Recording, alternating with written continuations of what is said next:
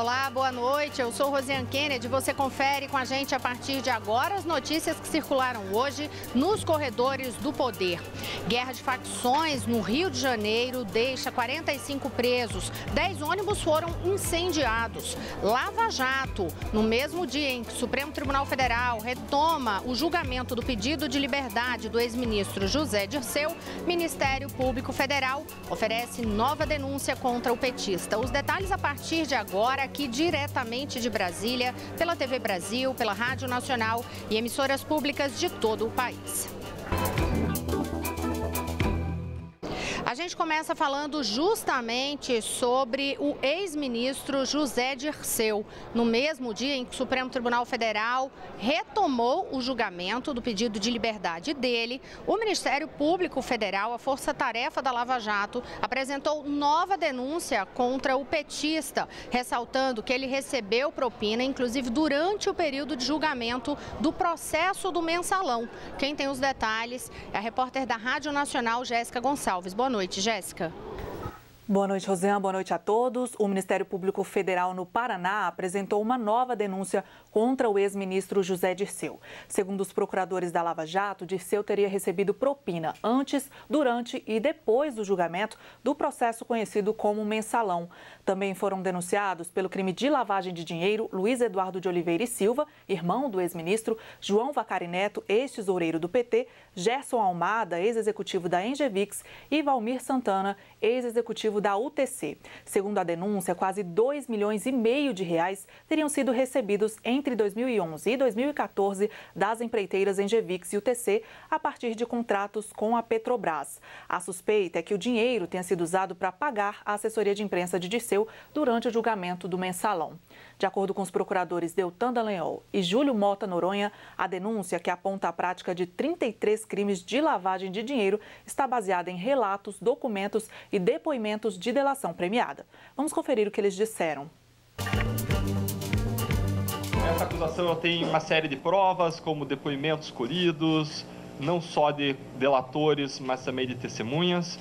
Foram coletados inúmeros documentos, e-mails analisados, estão servindo de suporte probatório, assim como dados fiscais e bancários. Isso todo um conjunto probatório mostrando como os recursos fluíram a partir das empreiteiras até os benefícios usufruídos por José Dirceu. As provas apontam que essas vantagens indevidas, que foram recebidas de forma oculta e dissimulada, vieram de crimes de cartel, de fraude à licitação e corrupção, usado para pagar assessoria de imprensa, para minimizar os efeitos deletérios da exposição do ex-ministro José Dirceu na ação penal 470.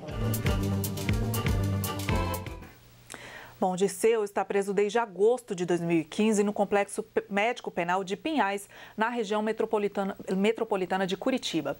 Ele já foi condenado 2 vezes na Lava Jato e as penas somam mais de 32 anos de prisão. A reportagem da Rádio Nacional procurou as defesas de Dirceu e do irmão Luiz Eduardo e de João Vacari Neto, mas não obteve resposta. Os advogados de Valmir Santana e de Gerson Almada disseram que não iriam se manifestar. Em nota, a UTC esclareceu que não comenta investigações em andamento. Também em nota, a Engevix informou que o ex-sócio já se afastou e que a empresa segue colaborando com a Justiça. Agora a gente vai chamar a Carolina Pimentel lá na redação da Agência Brasil, porque ela tem mais informações sobre o ex-ministro José Dirceu. Carolina, boa noite para você. Boa noite, Jéssica. Bem, neste momento, a segunda turma do Supremo Tribunal Federal está julgando um habeas corpus que pode soltar o ex-ministro José Dirceu. Até o momento, 3 ministros votaram para que o ex-ministro seja solto. São os ministros Gilmar Mendes, Dias Toffoli e Ricardo Lewandowski. 2 ministros votaram contra esse habeas corpus, os ministros Edson Fachin e Celso de Mello. Bem, Dirceu, como a gente falou há pouco, está preso desde 2015 em uma penitenciária na região metropolitana de Curitiba por determinação do juiz federal Sérgio Moro, aí no âmbito da Operação Lava Jato. O julgamento desse habeas corpus teve início na semana passada, mas o resultado foi adiado para hoje, depois que os ministros da segunda turma do STF concederam mais tempo para que o Ministério Público Federal e a defesa de José Dirceu elaborassem as sustentações orais. Na sessão de hoje, os ministros também voltam a discutir a validade da decretação de prisões por tempo indeterminado na Lava Jato. Na sessão da semana passada, houve apenas um voto do relator Edson Fachin, que foi a favor da manutenção da prisão. No STF, a defesa de José Dirceu sustenta que o ex-ministro está preso ilegalmente e que ele deve cumprir medidas cautelares diversas da prisão. Os advogados também argumentam que José Dirceu não oferece risco à investigação por já ter sido condenado. Ainda falando de justiça, o empresário Eike Batista ele vai ter que pagar uma fiança de 52 milhões de reais se quiser continuar em prisão domiciliar. Essa decisão foi tomada pelo juiz Marcelo Bretas, que é da 7ª Vara Criminal do Rio de Janeiro. Bem, na decisão, o juiz disse que o caso de Eike Batista tem a ver com um caso de um outro investigado, de uma outra pessoa presa na Lava Jato, que foi Flávio Godinho. Tido como braço direito do empresário de Eike Batista, Flávio Godinho teve 52 milhões de reais em bens bloqueados.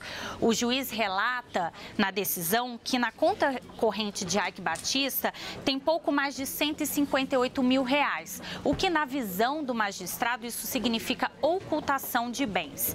Eike Batista está em prisão domiciliar desde a última sexta-feira por uma decisão do ministro do Supremo Tribunal Federal, Gilmar Mendes.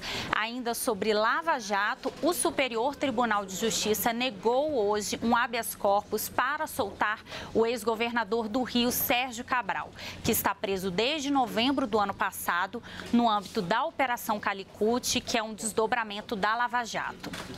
A 6ª turma do STJ considerou que não há nenhuma ilegalidade na prisão preventiva de Sérgio Cabral. Para os ministros do tribunal, a prisão do ex-governador se justifica pela possibilidade dele cometer novos crimes e também para a garantia da ordem pública. Cabral foi preso depois que as investigações da Lava Jato em Curitiba e no Rio de Janeiro apontaram que ele chefiava uma quadrilha que cobrava propinas de construtoras para favorecê-las em licitações de obras no estado do Rio. Depois, Sérgio Cabral ainda foi alvo de diversas denúncias do Ministério Público por irregularidades em diferentes áreas do governo fluminense. Rosiane. Obrigada, Carolina Pimentel. E, portanto, reforçando aí uma informação a respeito da retomada do julgamento no Supremo Tribunal Federal sobre o ex-ministro José Dirceu. Já foi formada a maioria, 3-2 na segunda turma do Supremo Tribunal Federal, portanto, concedendo o habeas corpus de liberdade para o ex-ministro petista. Houve maioria para essa liberdade de José Dirceu.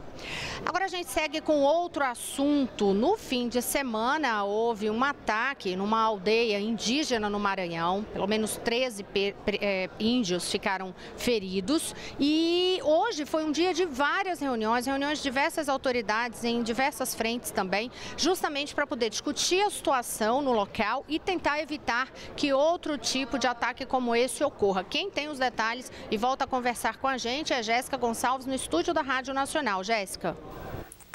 Pois é, Rosiane, a FUNAI criou um comitê de crise para acompanhar de perto os desdobramentos do conflito envolvendo índios e não índios em um distrito no município de Viana, no Maranhão.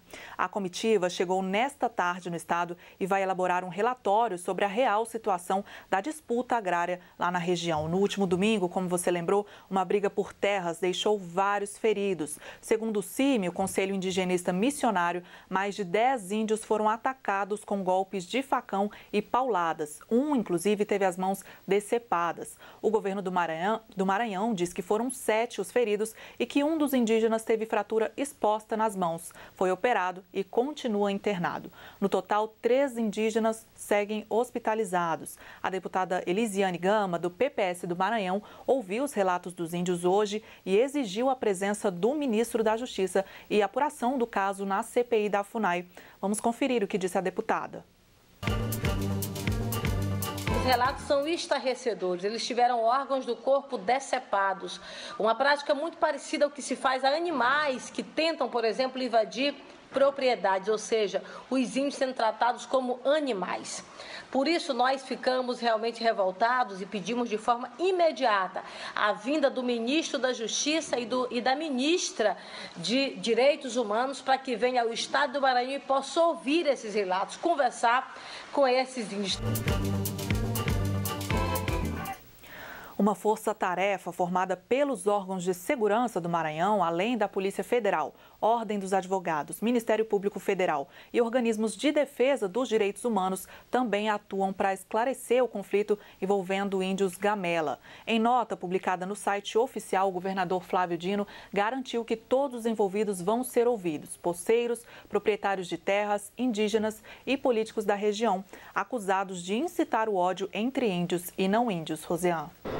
Obrigada, Jéssica Gonçalves. Olha, hoje eu conversei com o jornalista e pesquisador justamente dessas mortes de índios no país. É o jornalista e pesquisador Rubens Valente, justamente para entender qual era a avaliação que ele faz sobre este caso no Maranhão. Rubens Valente, só para lembrar, ele recém lançou o livro Os Fuzis e as Flechas, que trata justamente da morte de indígenas. E quando lançou o livro, Rubens já falava que iria avançar na pesquisa para o período pós-ditadura militar e já conversava com a gente dizendo que justamente os conflitos com fazendeiros estavam aí no cerne deste problema. Hoje, Rubens Valente, ao conversar comigo, ele ressaltou o seguinte: embora este conflito no Maranhão seja o mais violento, assim, recentemente ocorrido, não é um caso isolado em relação a esses ataques contra os indígenas. Vamos acompanhar o que disse Rubens Valente. Boa tarde, Rosiane. Esse episódio que ocorreu em Viana, no interior do Maranhão, é uma tragédia anunciada. Desde 2013, pelo menos, essa comunidade que se identifica como da etnia Gamela tem afirmado seguidas vezes que passaria a retomar as áreas que eles consideram suas áreas tradicionais. Esse grupo de indígenas, em 2015 e 2016, já foi alvo de escaramuças, de ameaças.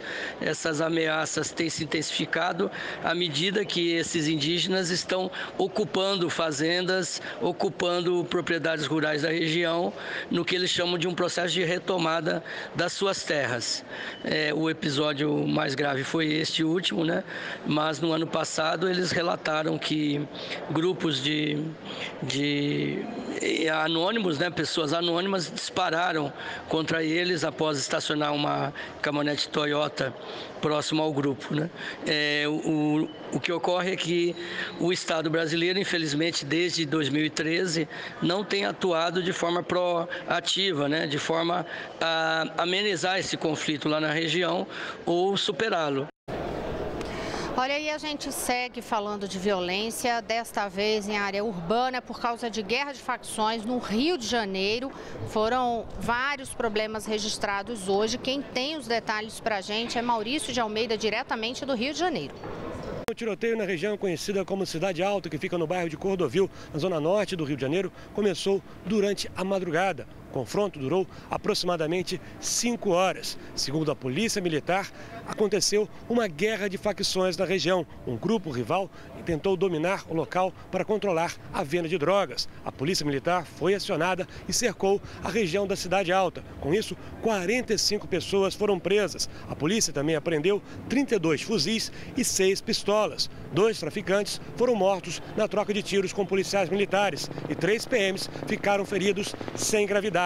O secretário de Segurança Pública do Rio de Janeiro diz que, infelizmente, está encontrando dificuldades para controlar a segurança no estado do Rio de Janeiro devido à crise econômica do governo. Estão faltando policiais militares. No ano passado, 2.000 policiais se aposentaram e nenhum foi contratado. O secretário de Segurança informou ainda que essa invasão que aconteceu na Cidade Alta, no bairro de Cordovil, foi determinada de dentro de um presídio. Traficantes presos deram a ordem para essa invasão. O secretário também cobrou o aumento das penas para quem for flagrado portando armas de fogo, como fuzis, e também para quem colocar fogo em ônibus e caminhões. Hoje, durante uma reação à invasão da Polícia Militar, os traficantes determinaram que ônibus fossem queimados na cidade. Ao todo, 8 ônibus e 2 caminhões foram incendiados na Avenida Brasil, a principal via de acesso para o centro do Rio de Janeiro, e na rodovia Washington Luiz, que liga o Rio de Janeiro a Juiz de Fora.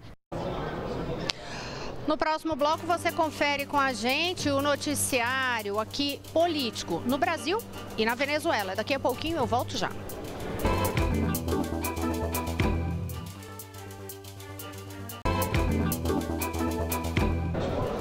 Olá, estamos de volta. Eu sou Rosiane Kennedy. Você confere com a gente as notícias que circularam hoje nos corredores do poder. Daqui a pouquinho a gente fala sobre crise na Venezuela, discussão de reforma política aqui no ou reforma da Previdência aqui no Brasil. Mas antes a gente confere os destaques do Repórter Brasil com Catiúcia Neri. Boa noite. Oi, Rosiane, boa noite. A gente está aqui acompanhando os corredores do poder. Vocês já trouxeram várias notícias que nós no Repórter Brasil, claro, não podemos deixar de falar e vamos aprofundar, mostrar esse dia de medo no Rio de Janeiro, todas as consequências por lá, essa guerra entre traficantes que deixou 6 feridos e 10 veículos queimados. Vamos falar ainda dessa decisão do Supremo de dar liberdade ao ex-ministro José Dirceu e falar também que ele foi denunciado pela 3ª vez pela Operação Lava Jato. E ainda, a FUNAI criou uma frente de trabalho que vai lá para o Maranhão, município de Viana, onde índios gamela foram atacados por fazendeiros numa disputa por terras. Vamos falar da pesquisa da Confederação Nacional do Comércio, que aponta que o número de vagas com carteira assinada cresceu em alguns setores do país nos 3 primeiros meses do ano. E ainda mostrar as novas regras definidas pela ANAC para o uso de drones no Brasil. Tem muito mais, às 7h45 no Repórter Brasil. Espero todos vocês. Bom trabalho, Rosiane. Até lá. Obrigada, Catiúcia Neri. E agora vamos checar o que é que está ocorrendo aí nos corredores internacionais do poder. Na Venezuela, o presidente convocou uma nova Assembleia Constituinte. Quem tem os detalhes para a gente é a nossa correspondente para a América Latina, Mônica Yanakiev. A oposição venezuelana saiu às ruas hoje para protestar contra a decisão do presidente Nicolás Maduro de convocar uma Assembleia Nacional Constituinte. A Venezuela enfrenta 4 semanas consecutivas de manifestações que já deixaram um saldo de 29 mortos. E o presidente Maduro diz que uma reforma constitucional é a única saída para a crise econômica e política do país. Mas a oposição diz que, do jeito que foi convocada, a Assembleia Constituinte não passa de um golpe de Maduro para permanecer no poder. A Constituição prevê a eleição de uma Assembleia Nacional Constituinte por voto direto, secreto e universal. Maduro falou em voto direto e secreto, mas não em voto universal. Ele disse que metade dos 500 constituintes representariam operários, indígenas, aposentados, todos os setores beneficiados pelos planos sociais do governo. E até um deputado governista, Eustóquio Contreras, criticou Maduro por querer mudar a Constituição. Ele lembrou que a atual Constituição foi aprovada em 1999 durante o governo de Hugo Chávez, fundador do movimento chavista, há 18 anos no poder. Mas Chávez realizou um referendo antes de convocar a Constituinte, coisa que Maduro não fez. Os opositores dizem que Maduro vai fazer com que o governo tenha maioria na Assembleia Constituinte e assim vai poder dissolver o parlamento, que desde 2016 é controlado pela oposição. Olha, e houve uma manifestação de preocupação da OEA, Organização dos Estados Americanos. O secretário-geral da OEA, Luiz Almagro, ele advertiu, né, que ele e os países que integram a OEA vão vigiar para que o governo de Nicolás Maduro não se consolide uma ditadura na Venezuela. E aí Almagro ressaltou justamente isso. Ele disse o seguinte, que o fato de a Venezuela ter apresentado ali uma nota deixando a OEA, né, para se retirar da OEA, isso não dá carta branca, nas palavras de Almagro, não dá carta branca ao regime para se consolidar como ditadura. Os países garantirão que isso não vai ocorrer, disse ele em mensagem divulgada pela pelas redes sociais. Vamos voltar agora aos corredores do poder aqui no Brasil, aqui especificamente na Câmara dos Deputados, onde a gente está agora para falar sobre reforma da Previdência. Quem tem os detalhes para a gente sobre o que é que ficou decidido hoje, de discussão, votação na comissão especial, é o nosso repórter da TV Brasil, Pedro Henrique Moreira. Mas para desanuviar já aqui um pouquinho, para você curtir que é fã também do Pedro em casa, a gente já tem que dar os parabéns. Pedro vem bem desanuviado, né, Pedro? Porque casou esse fim de semana. Parabéns. Sexta-feira passada. Obrigado, Rosiane. Parabéns, então. Mas vamos às notícias sobre a Previdência. Vamos lá, vamos falar da comissão especial, né, da reforma da Previdência, que se reuniu hoje para o último dia aí de discussões antes da votação do texto lá na comissão, que está previsto para amanhã. Nesse momento, a reunião da comissão está suspensa para que os deputados lá do colegiado possam vir para o plenário da Câmara votar aqui nos dois projetos que estão na pauta de hoje. Mas o presidente da comissão, o deputado Carlos Marum, prometeu voltar aí a retornar os trabalhos lá da comissão depois que os trabalhos do plenário se encerrem, para que todos os inscritos possam fazer uso da palavra. Carlos Marum também disse que a comissão vai aceitar emendas de bancada até amanhã de manhã, antes da votação. Então, não pode ser mais apresentada aquela emenda individual de parlamentar. Mas os partidos que quiserem apresentar alguma proposta de alteração podem fazer isso até amanhã. E alguns deputados, até da base governista, como o deputado Rubens Bueno, do PPS, disseram que há aí uma boa vontade da base aliada para aceitar emendas que tratem das regras de previdência, de regras de aposentadoria dos agentes penitenciários, para que eles sejam equiparados aos policiais, que vão ter uma lei especial depois para tratar da previdência deles. Agentes penitenciários, né, Rosiane, que estiveram hoje em Brasília em protesto, mas a gente vai tratar disso daqui a pouquinho, falar desse protesto deles aí. E o presidente Carlos Marum também disse que o relator da proposta poderia, então, mudar o texto até amanhã, antes da votação.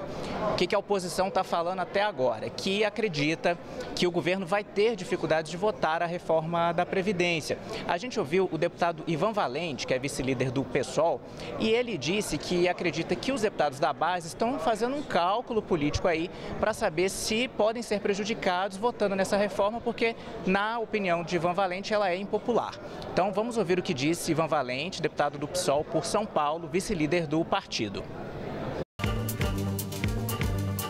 Nós tivemos dois fatos fundamentais em uma semana, que foi a paralisação nacional do dia 28 e as pesquisas fundadas de opinião que mostram a imensa rejeição às reformas na sociedade brasileira e entre os trabalhadores. Então, eles querem votar rapidamente, mas tem medo de perder. E essa é a grande contradição no momento. Por isso, nós vamos continuar insistindo para que eles retirem a reforma da Previdência na comissão e no plenário. E, Rosiane, então, o presidente da comissão, né, o deputado Carlos Marum, do PMDB de Mato Grosso, também foi perguntado, né? E aí, presidente, vai ter possibilidade de adiar essa votação? Há receio da base em não aprovar esse texto? E aí, vamos ouvir, então, o que disse o presidente da Comissão Especial da Previdência. Há receio. Há uma responsabilidade muito grande pela vitória, pela aprovação dessa PEC, porque entendemos que o Brasil precisa disso e seríamos irresponsáveis se não houvesse preocupação. E existe preocupação, mas nós entendemos que a melhor forma nesse momento é aprovarmos na comissão e a partir daí, com o texto definido, que possa inclusive ser explicado para a sociedade, nós conquistaremos cada vez mais votos no plenário. É isso, Rosiane. O presidente Carlos Marum espera conseguir começar a votação amanhã, mas ele mesmo admite que talvez não consiga terminar a votação ainda na comissão ainda amanhã. Obrigada, Pedro Henrique Moreira. Lembrando que no plenário é preciso quórum qualificado e aí sim são 308 votos no plenário para poder ter a aprovação. Agora, como o Pedro Henrique também lembrou para a gente, teve uma manifestação hoje. Quem vai contar os detalhes para a gente agora foi justamente uma manifestação contra a reforma da Previdência polícia terminou em ato de depredação, vandalismo, né, Mariana Jungmann? Boa noite. Boa noite, Rosiane Kennedy. Pois é, foram 500 agentes penitenciários de vários estados do país que invadiram hoje o prédio do Ministério da Justiça aqui em Brasília e, segundo a Polícia Militar, eles chegaram a quebrar uma porta de vidro da entrada principal do prédio. Quando fizeram aí essa invasão, eles estão lá dentro. Nesse momento, agentes da Força Nacional de Segurança fazem um isolamento, tanto do lado de fora quanto do lado de dentro do prédio, para evitar que mais gente entre, mas os agentes disseram que só sairão de lá quando as demandas dele forem atendidas. E a demanda é serem tratados na reforma da Previdência como os agentes policiais serão tratados, Rosiane. Ou seja, querendo justamente diferenciação, né, em relação às demais categorias no país, para ir tudo para essa área como a área de segurança. A gente continua falando de Previdência, teve andamento aí a CPI da Previdência no Senado, Mariana. Teve hoje a primeira reunião, viu, Rosiane Kennedy? A CPI da Previdência aprovou 104 requerimentos, já definindo aí uma série de reuniões que vão acontecer, definindo, por exemplo, que quer convidar os ministros da Fazenda, Henrique Meirelles, da Casa Civil, Eliseu Padilha, do Planejamento, Diogo Oliveira, enfim, vários ministros, presidentes de centrais sindicais também, que já devem, inclusive, começar a ser ouvidos já a partir de amanhã em reuniões e audiências públicas. Na pauta do Senado esta semana também reforma trabalhista, porque agora a discussão já está com os senadores. Tinha uma expectativa se eles tentariam urgência, né, regimental nessa tramitação da reforma. Vai ter ou não vai ter urgência? Não vai ter urgência, ninguém da base aliada apresentou esse requerimento para urgência. E aí, hoje, o primeiro vice-presidente do Senado, o senador Cássio Cunha Lima, já deu aí o despacho encaminhando a reforma para as comissões de assuntos econômicos e de assuntos sociais, que são as duas comissões em que ela vai passar na casa. Teve aí uma polêmica com a oposição em torno da Comissão de Constituição e Justiça, porque a oposição quer que ela também passe por lá, mas a princípio vão ser só essas duas comissões, assuntos econômicos e assuntos sociais. Mas na pauta também, rapidamente para encerrar, a gente estava ali com imagens do plenário, outro tema é o segundo turno da PEC do foro privilegiado. Essa PEC vai passar por 3 sessões de discussão antes da votação em segundo turno e essas sessões acontecem essa semana. E você acompanha tudo com a gente aqui nos Corredores do Poder. Boa noite a todos, até amanhã. Boa noite, Mariana. Boa noite, Rosiane, até amanhã.